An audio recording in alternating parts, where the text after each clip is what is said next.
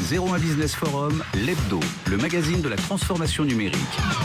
Frédéric Simotel sur BFM Business. Allez, le débat aujourd'hui, on va parler de l'industrie. Alors, je ne sais pas si elle est 2.0, 3.0, 4.0. En tout cas, elle est beaucoup plus connectée que par le passé. On va en parler avec nos invités. L'industrie, justement, 4.0, c'est des nouveaux risques, mais c'est aussi beaucoup de nouvelles opportunités. On en parle avec nos invités. Je vous les présente tout de suite. Fabrice Jadot, Chief Technology Officer chez Schneider Electric pour la partie industrie. Bonjour. Bonjour. Fabrice, merci d'être avec nous. Yves Lapierre, directeur général de l'INPI. Bonjour Yves, merci d'être avec nous. Et Laurent Oserman, cofondateur de Centrio. Bonjour. Bonjour Laurent. Merci d'être avec nous. Tiens, je vais démarrer avec vous, Lapierre. Alors, l'industrie. Maintenant qu'on met du numérique, plein de numérique dans cette industrie, on dit que c'est l'industrie 4.0. On sait que le gouvernement lui parle beaucoup d'industrie du futur et met un axe important dessus. On recevait Paul-François Fournier la semaine dernière de la BPI qui nous disait que voilà, parmi les grands axes de la BPI, l'industrie du futur. Voilà, comment on pourrait définir, voilà, pour des gens qui nous écoutent, qui ont une vague idée de ce dont on peut parler quand on parle d'usine connectée, d'usine du futur? Comment on peut définir l'usine du futur tel que je l'imagine, c'est un endroit où l'on fabrique, un endroit qui peut être physique ou virtuel, parce qu'on peut fabriquer à distance. C'est un endroit où on va construire la fabrication et concevoir la fabrication à travers un ensemble de capteurs, de mesures qui vont permettre d'appréhender et de rendre la production plus efficace. C'est un endroit où la compétence humaine va être clé, certainement encore plus. Et on insistera dessus, parce que justement, on a toujours cette peur, surtout quand on parle des robots, d'intelligence artificielle, on se dit qu'il n'y aura plus d'humains dans les usines, mais non. Ça devrait être une usine qui produit plus vite, de manière plus efficiente, pour un coût plus accessible.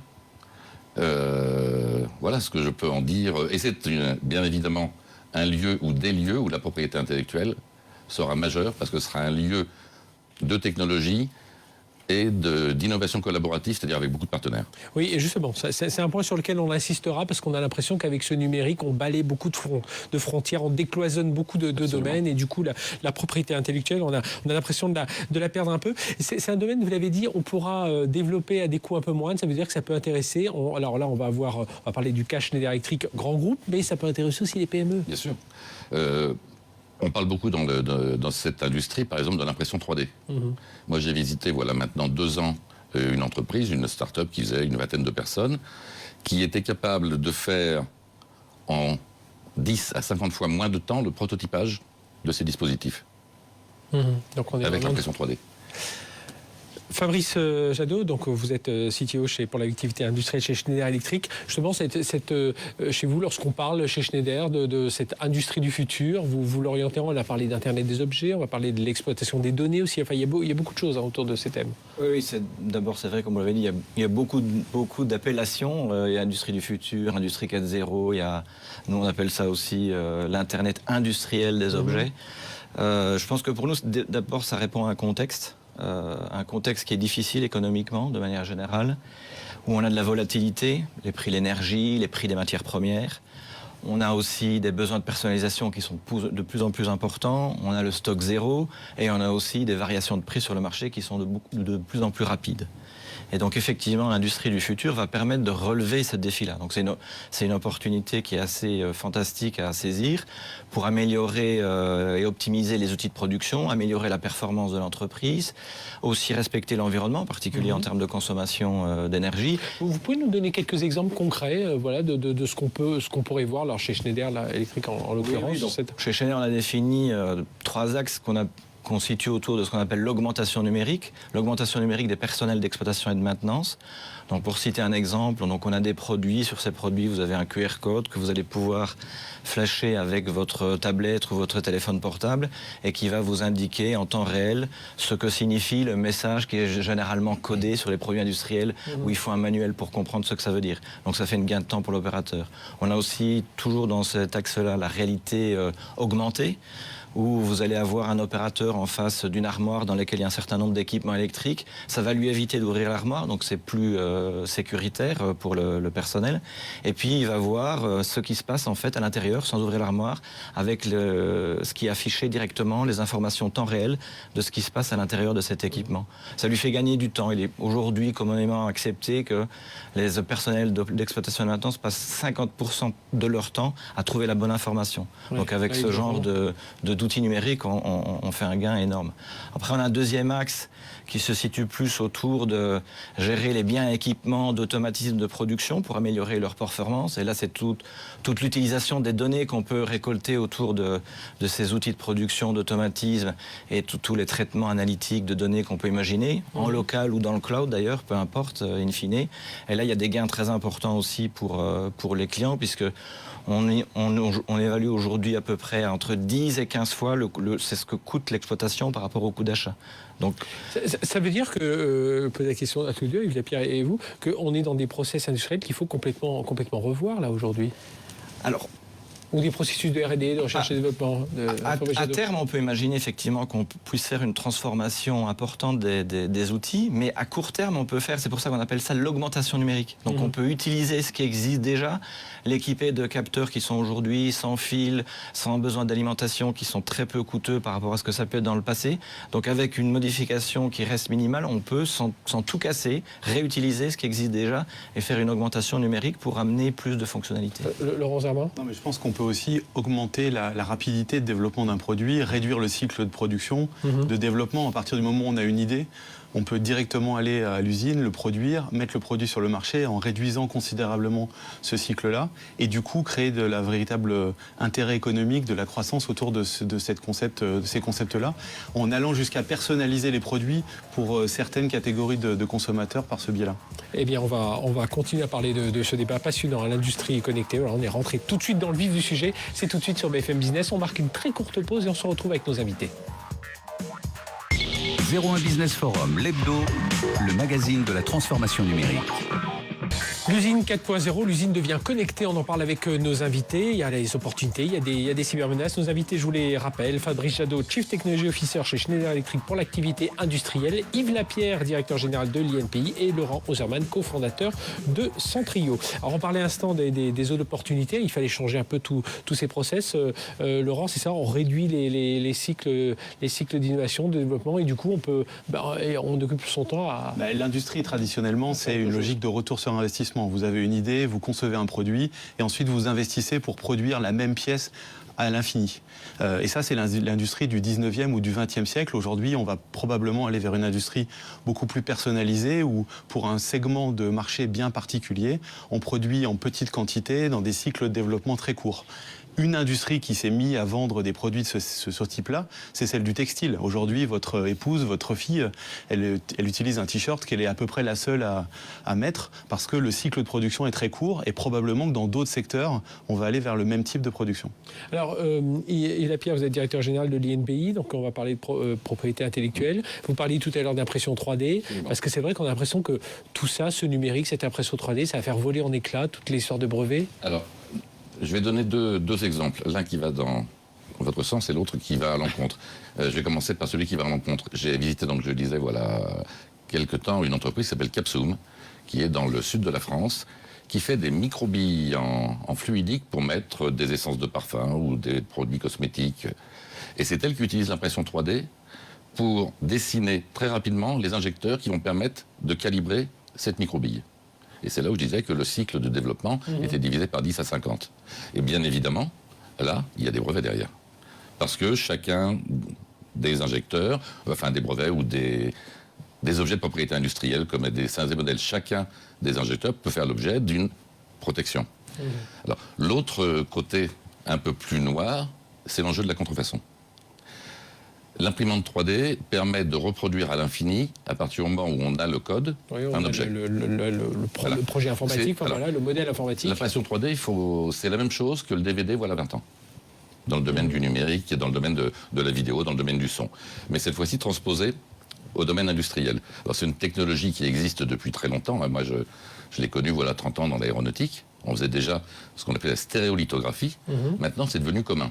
Et donc la question, c'est est-ce que tout le monde dans son jardin, va faire les pièces détachées, les interrupteurs, les transformateurs qu'on soit Schneider. Oui, parce que là, évidemment, non à 5 ans, mais à 10-15 ans, on peut imaginer qu'avec la progression des impressions 3D, on sera tous capables de remplacer une pièce de sa voiture. On a fait une étude sur le sujet. Aujourd'hui, le sentiment que l'on a, c'est que le risque n'est pas vraiment de l'appropriation par le grand public de la conception de produits faits par les industriels. Parce que, d'abord, il y a un problème de qualité. Les gens sont quand même conscients de la qualité que fournit l'industriel, donc ils n'ont pas envie de se mettre en danger. Donc on ne pense pas qu'il y aura une révolution de ce point de vue-là. La révolution ou l'événement peut venir de la contrefaçon, et donc des réseaux mafieux de contrefaçon qui, eux, se moquent de ce sujet. Ça va réduire leur coût de production de manière significative, et comme ils utilisent Internet pour distribuer aujourd'hui, ça n'existe pas tout le monde. Et donc, multiplication de la contrefaçon. Donc ça veut dire... Et alors j'imagine que l'Europe travaille autour de tout ça. Et on pourrait déposer des brevets européens ou des... Alors j'avais vu quelque chose, on parlait plus de le secret sur l'innovation. Alors le secret d'affaires, ça c'est un grand sujet effectivement dont on débat depuis de nombreuses années. Qu'est-ce que c'est la propriété intellectuelle? C'est le fait d'avoir un dispositif qui permet de vous assurer que l'idée, l'innovation que vous avez eue vous appartient. Donc il y a différentes manières de le faire. C'est soit de déposer un titre de propriété industrielle, comme quand vous achetez une maison, vous achetez la propriété de votre innovation quelque part, et vous avez un papier qui vous certifie que c'est à vous et que personne d'autre ne peut l'utiliser. Puis vous avez la solution du coffre-fort. Vous enfermez votre innovation chez vous, vous n'en parlez pas, et vous la protégez par le secret. Et aujourd'hui, autant sur le domaine de la propriété, des titres de propriété industrielle, brevets, marques, dessins et modèles, droits d'auteur, les textes sont relativement connus, répandus et consensuels. Autant sur le secret industriel aujourd'hui, c'est un vrai débat qui est d'ailleurs en cours au niveau de la Commission européenne. Fabrice Jadot, Schneider Electric, oui, autour de ce brevet industriel, oui, c'est évidemment une problématique que vous... Oui, c'est une problématique qu'on suit. Pour répondre à la question, oui, on peut protéger déjà à l'échelle du monde. Déjà aujourd'hui, on peut partir d'un brevet en France qu'on peut étendre à l'Europe, aux États-Unis et en Chine. Donc ça se fait déjà aujourd'hui. Je pense qu'on ne doit pas avoir de peur vis-à-vis de ce sujet-là. Maintenant, effectivement, il y a toujours chez l'industriel la question de est-ce que effectivement je le protège via un brevet ou est-ce que je le protège via un secret. Et ça, effectivement, la partie secrète, je dirais la seule jurisprudence ou la seule loi, mais M. Lapierre pourra confirmer, c'est que à partir du moment où vous l'avez mis là, vous avez quelque part une preuve que c'est vous qui avez inventé. Donc si jamais quelqu'un dépose un brevet dans une matière similaire, vous pouvez prouver, bah oui, mais moi j'avais déjà eu aussi l'idée avant, donc au moins ça ne vous interdira pas d'utiliser l'idée. Mais par contre, c'est plus compliqué pour avoir des dommages et intérêts ou sanctionner le contrefacteur. Alors dans l'industrie 4.0, Laurent Ozerman, cofondateur de Centrio, on parle aussi de cybermenaces. C'est vrai qu'aujourd'hui, c'est des choses, on est dans le numérique, donc du coup, il y a du virus. Enfin, de la même façon que dans tout ce qu'on entend aujourd'hui dans les cybermenaces, il y a des cybermenaces aussi. De toute façon, à partir du moment où vous c'est votre métier à Centrio. Centrio, c'est une start-up spécialisée dans la cybersécurité de l'Internet industriel dont on parle, c'est-à-dire l'ensemble des domaines qui vont interconnecter les usines, les centrales électriques, les trains, les avions, les voitures, enfin tout ce qui est industriel dans l'économie moderne. Et là, je dirais, il y a du boulot. Alors il y a un boulot énorme parce qu'on a parlé... Dans le monde industriel, on sentait que c'était un peu moins protégé, tout ça. C'est vrai, il n'y a pas de culture en fait de sécurité et de faire face à de la malveillance. On a une culture dans l'industrie qui est liée à la sûreté, c'est-à-dire de faire en sorte que le produit va fonctionner 24 heures sur 24 sans défaillance. Mais la sécurité, c'est se faire face à des hommes et des femmes face à soi malveillants, armés, ayant un budget pour venir vous attaquer et récupérer vos secrets. On a parlé de propriété intellectuelle, il y a une autre grande menace qui est liée à la disponibilité des équipements. Quand vous êtes dans une industrie, vous savez pertinemment que la majeure partie de votre outil industriel ne doit pas être arrêté. Si vous produisez une bouteille en plastique, vous arrêtez le four qui produit la bouteille en plastique, le plastique prend dans le four et vous pouvez jeter le four. Tout l'appareil industriel, même l'outil de production. La même chose dans l'acier ou dans le verre, le même exemple s'applique. Et donc on peut imaginer d'une criminalité, comme aujourd'hui sur un PC, on va faire un ransomware, on va verrouiller vos données et vous demander de payer pour déchiffrer ces données. Voilà, si je mets HS votre machine... Voilà. Imaginez le même mafieux appelant l'industriel et lui disant voilà, je suis capable d'arrêter votre usine. Ça, c'est des cas concrets, c'est arrivé déjà aujourd'hui? Typiquement, en fin 2015, il y a une centrale électrique en Ukraine qui a été arrêtée par un groupe de pirates probablement russes. C'est difficile de faire l'attribution dans ce genre d'attaque, mais les vecteurs sont bien connus de la communauté experte en cybersécurité, et aujourd'hui, il y a peu de solutions pour se protéger. Yves Lapierre de l'INPI, et puis Fabrice Jadot ensuite. La publicité, j'allais dire, qui a été faite sur le sujet, voilà, quelques semaines, quelques mois, sur la voiture automatique, sur la voiture sans pilote, qui a été squattée de l'extérieur. C'était volontaire, c'était pour montrer ce qui était faisable et ce qui n'était pas. Mais on se rend compte qu'avec la voiture autonome, un pirate peut en prendre la conduite à distance. C'est étonnant. Ça permet d'alerter aussi du coup les industriels qui parfois, de ce que disait Laurent Zerman, se sentaient, alors pas à l'abri, parce qu'on sait bien qu'on n'est jamais à l'abri de rien, mais un peu épargnés par tous les hackers informatiques. On pensait que c'était plus aller chercher des données dans les supermarchés, dans les banques, et beaucoup moins dans l'industrie. Non, mais c'est vrai, c'est un risque qui est déjà existant, parce que la transformation numérique dans le monde de l'automatisme industriel, ça remonte dans les années 90. Donc on est dans une évolution continue, même s'il y a une accélération pour le moment. Par contre, je pense qu'il faut le voir aussi sous un autre angle. C'est aussi une opportunité. Je pense que Centrio, l'existence de Centrio en est la preuve. Mais il y a aussi d'autres moyens, parce que vous ne devez pas nécessairement numériser votre contrôle critique de votre process. Vous pouvez numériser la partie information de votre process, qui n'a aucune action sur votre process en tant que tel, donc qui n'arrêtera pas votre four. Et ça, si vous êtes attaqué, dans le pire des cas, vous n'avez plus l'information, mais votre process continue à tourner. Donc il y a des moyens aussi, il y a des solutions, même si tout n'est pas encore clair aujourd'hui, il y a des solutions qui existent. C'est ça, on protège son outil, mais on protège aussi ses données. Parce que je pense qu'il y a deux grands... L'usine du futur, ça devient aussi l'usine des données. Alors c'est l'usine des données, et effectivement, il y a deux grands axes pour se protéger. Je pense que d'un côté, les constructeurs comme Schneider ou leurs confrères doivent apporter plus de sécurité à l'intérieur de leurs produits, ce qu'on appelle le security by design, c'est-à-dire utiliser du chiffrement, de l'authentification, des solutions de cryptographie à l'intérieur de ces automates industriels. Et puis de l'autre, il faut que les industriels eux-mêmes se mettent dans une démarche beaucoup plus active de défense, en fait, qui est de considérer que oui, potentiellement, ils vont être attaqués. Et donc, une de leurs problématiques, c'est de chercher à savoir si on les attaque, comment on les attaque, et d'être capable de détecter les premiers signaux, les premières égratignures qu'ils auraient pour empêcher l'impact le plus important d'avoir lieu. Et Yves Lapierre. Et sur cet aspect des données, il y a un point qui me semble très très important, c'est qu'aujourd'hui, dans la chaîne de valeur, on est en train de basculer de l'innovation de l'objet qui était nouveau à la valeur dans les données. Moi, il y a un exemple que j'aime bien, que vous connaissez certainement, M. Jadot, qui est l'exemple de Nest. Nest, c'est ce thermostat. Nest, c'est ce thermostat qui a été créé comme étant un thermostat intelligent. Qu'est-ce qui fait aujourd'hui la valeur dans Nest? C'est pas tant le fait que c'est un thermostat, c'est qu'ils sont capables de proposer aux compagnies fournisseurs d'électricité aux États-Unis des politiques d'effacement en fonction de la consommation locale. C'est assez extraordinaire de voir comment la chaîne de valeur s'est déplacée et comment Nest a capté finalement la valeur que l'utilité avait à l'origine. C'est-à-dire qu'il peut enregistrer tous les comportements de l'utilisateur et de là proposer... Et ça, pour des entreprises comme Schneider, c'est une révolution de marché quelque part, parce qu'on va sur une fonctionnalité et plus sur un objet. D'ailleurs, c'est ce qui change chez Schneider, qui avant était plus, on va dire, une entreprise électromécanique. Maintenant, devient presque une entreprise, enfin 80% c'est du software aujourd'hui. Non, on n'est pas encore. Peut-être pas. On est encore loin d'être à ce niveau-là, mais c'est clair qu'il y a une évolution vers le logiciel, d'ailleurs, qu'il soit embarqué dans les produits ou en local ou dans le cloud. Ça, c'est clair que les métiers vont changer, puisqu'effectivement, il y a toute une opportunité de business autour de ça et de services en particulier.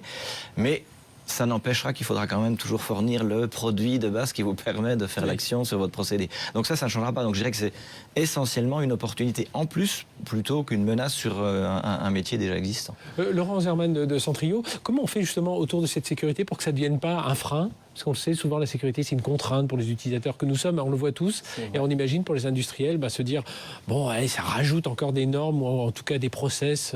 C'est vrai que de toute façon, c'est toujours un budget et un effort et un temps à consacrer pour être à un certain niveau de sécurité. Il ne faut pas le nier. Après, aujourd'hui, il y a des solutions qui existent pour rentrer dans une logique plus de surveillance où on va se mettre à côté du process industriel, le surveiller, le monitorer et détecter les menaces sans être obligé d'être en blocage, en coupure, d'être intrusif en fait dans ce procédé, mais de surveiller les différents réseaux et de faire en sorte de détecter. Parce que de là, on revient à une logique humaine parce que bien souvent, la détection informatisée, elle a ses limites et il faut ensuite reboucler avec l'homme de l'art pour savoir si oui ou non, il s'agit d'une attaque dans le contexte industriel, parce que sur le réseau, vous ne pouvez pas forcément faire la différence entre les deux. Yves Lapierre. C'est comme la propriété intellectuelle, quelque part. Vous vous rendez compte de ce que vous avez perdu quand l'événement survient. Oui. Vous avez un problème de sécurité informatique, le jour où votre ordinateur tombe en carafe, vous perdez des centaines de milliers d'euros, voire des millions tout de suite. Si vous n'avez pas de titre de propriété industrielle, qui vous avez fait une belle innovation et qui vous êtes attaqué en contrefaçon ou piraté, c'est la même chose. Donc, c'est le coût de l'assurance, c'est la stratégie qu'on veut développer par rapport à cela aussi. Je crois que c'est... Laurent Zorman, puis Fabrice Jadot, une statistique qui disait qu'une PME sur 2 ne survivait pas à l'incendie de son siège. C'est un peu la même idée. Et Fabrice Jadot, mais il ne faut pas en avoir peur, on a des solutions, on en vend déjà aujourd'hui et des services associés. Donc même nous, industriels. Donc. Voilà, j'espère qu'on vous a éclairé un peu plus sur cette usine du futur, cette industrie connectée. On voulait donner un petit éclairage autour des opportunités, mais aussi dire qu'on était bien conscient aujourd'hui. Ces industriels sont bien conscients des menaces qui pèsent aussi sur le numérique, sur tout ce qu'il peut y avoir autour de cette industrie 4.0. Messieurs, merci d'avoir été avec nous. Merci. Nous, on se retrouve dans un instant. Coup de pouce à une start-up et notre chronique juridique. Tiens, on va parler de blockchain. A tout de suite sur BFM Business. 01 Business Forum, l'hebdo, le magazine de la transformation numérique.